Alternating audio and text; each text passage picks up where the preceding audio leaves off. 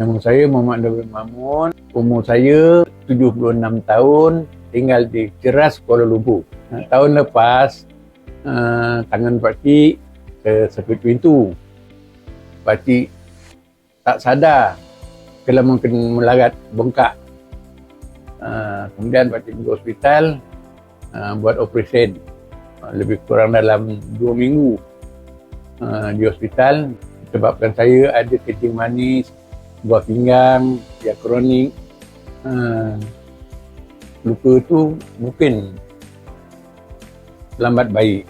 Lepas setengah bulan keluar daripada hospital, saya balik ke rumah dan menggunakan produk Helin hingga baik.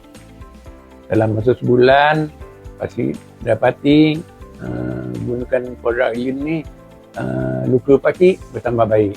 Tapi saya mengamalkan, selepas baik dengan Lukano, saya amalkan Andy Plus. Anak saudara saya rekomenkan produk Helin, hantar ke dekat hospital. Dia mengambil masa 2 bulan baru jari saya sebegini lupa. Tidak ada apa-apa kesan negatif pada diri saya. Produk Helin ni membantu saya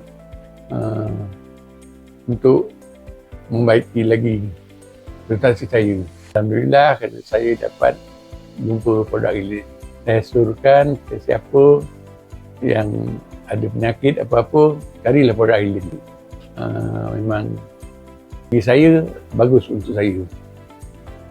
Mungkin untuk keluarga lain.